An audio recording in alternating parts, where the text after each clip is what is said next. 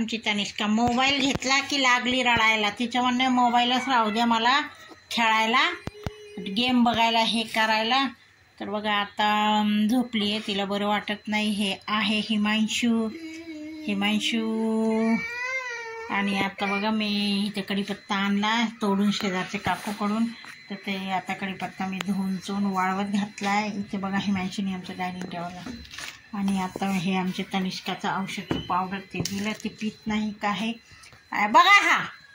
बघा आमची तनिष्का नुसतं नाटकं करते. आता मी बनवते मस्तपैकी फक्कड चहा. आमची चहाचा टाईम झाला आणि आता वाजले 4:45. मी निघते कामाला, लवकर निघाली की लवकर येते. तिकडून भाजी पण आणते. पाणी काही आलं नाही, थोडंसंच आलं प्यायचं पाणी, असंच आलं आहे. आता इथे भरले मी, फक्त प्यायचं पुरतं भरले. खालची टाकी काही भरली नाही, काय माहिती लाईट गेली का काय गेलं ते काही कळत नाही. हे बघा तनिष्का आमची मोबाईल मागते म्हणून आता मी तिला थोडंसं मोबाईल देते. मित्रांनो आता हिमांशू लागला भांडे लावायला.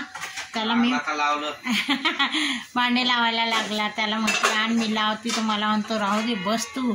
मग मी तनिष्काजवळ बसते. आता त्याचे भांडे लावून झाले की मी चहा बनवते मस्तपैकी. चला आता मित्रांनो लई चहाची तलब झाली आहे. आज ह्याने काय केलं, दूधसुद्धा आणलं नाही. तर आता ब्लॅक टी पिऊन जाणार आहे, जाऊ दे.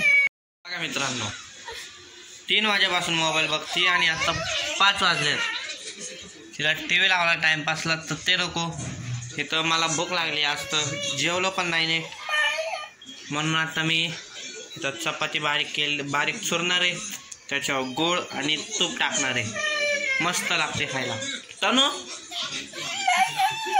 ती रुमाल नाक आली. हा खायचं का? गोळ चपाती काहीच खात नाही.